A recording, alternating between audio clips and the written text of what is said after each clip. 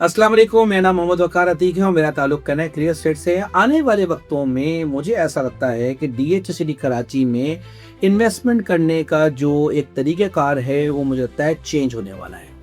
उसमें बहुत ज़्यादा इम्पोर्टेंस सेक्टर 7 और 4 के दरमियान जो रास्ता निकल रहा है और उस रास्ते के दरमियान जितनी भी सेक्टर्स आ रहे हैं उनको इम्पोर्टेंस मिलने वाली है, मुझे ऐसा लगता है। मेरी सिक्स सेंस कहती है लिंक रोड जो सेक्टर 4 मलिर एक्सप्रेस से कनेक्ट करेगा उसका एक छोटे से पार्ट पे काम स्टार्ट हो चुका है। ये बहुत बड़ी डेवलपमेंट है। मुझे लगता है कि आने वाले वक्तों में गेम चेंजर होगा। ये सेक्टर 7C 7D इसके नसीब चेंज कर देगा, इसके वक्त तब्दील कर देगा। सेक्टर 4 ABC ऑलरेडी बहुत अच्छी लोकेशन है, ऑन ग्राउंड प्लेन सर्विस है, 4D फुल हाइटेड लोकेशन है। 5 ABC में डेवलपमेंट जो है उसमें जो हाइटेड लोकेशन है वो बहुत मुझे लगता है कि प्राइम लोकेशन आने वाले वक्तों में होने वाली, क्योंकि जो बंदा भी आ रहा है वो ऑन ग्राउंड लोकेशन पे जाके प्लॉट परचेज करता है।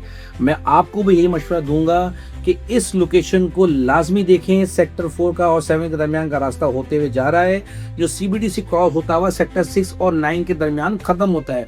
ये पूरी एक रोड है जो कनेक्टिविटी क्रिएट करती है इस सारे सेक्टर्स को। आने वाले वक्तों में जो शुरू के सेक्टर्स होंगे from sector 4 to sector 3C, ये सारा का सारा हिस्सा इंपॉर्टेंट होने जा रहा है। मुझे ऐसा लगता है कि जो पीछे वाला हिस्सा होगा उसमें और आगे वाले हिस्से में जमीन और आसमान का रेट का डिफरेंस आ जाएगा। ऐसा लगता है कि जैसे आज 16D में 1000 गज का 4.25 करोड़ रुपए का 1000 गज है और 475 में अगर 8A और 7C 5D में रेट है, तो ये जो 75 लाख का या 50 लाख का डिफरेंस है ये रास्ता या ये डिफरेंस जो है ये बढ़ जाएगा।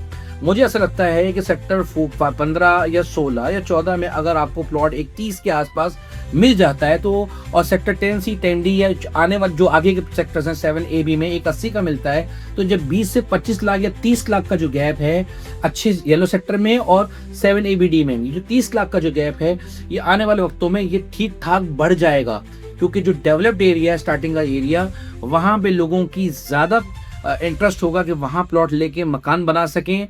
बिल्कुल शुरू में लें।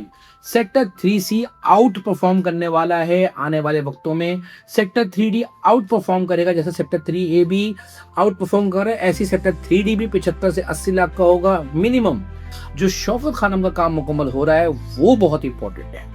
उसकी इतनी इंपॉर्टेंस है कि आप जब लाहौर की हिस्ट्री और आप पंजाब की हिस्ट्री को देखें तो आपको उसका अंदाजा हो जाएगा कि जहां पर भी ये हॉस्पिटल आया, इतना बड़ा हॉस्पिटल आया, उसने उस इकोनॉमिकल जोन का स्ट्रक्चर ही चेंज कर दिया। इन्वेस्टमेंट के लिहाज से डीएचसीडी कराची के अलावा आपके पास कोई चॉइस ही नहीं है। कोई भी बंदा आज बहरडोम कराची को इन्वेस्टमेंट के लिहाज से चूज करने को तैयार नहीं है। इट्स अ प्रोसेस जो टाइम लेगा और उसके साथ साथ ये रेट्स बढ़ेंगे, बेहतर होंगे।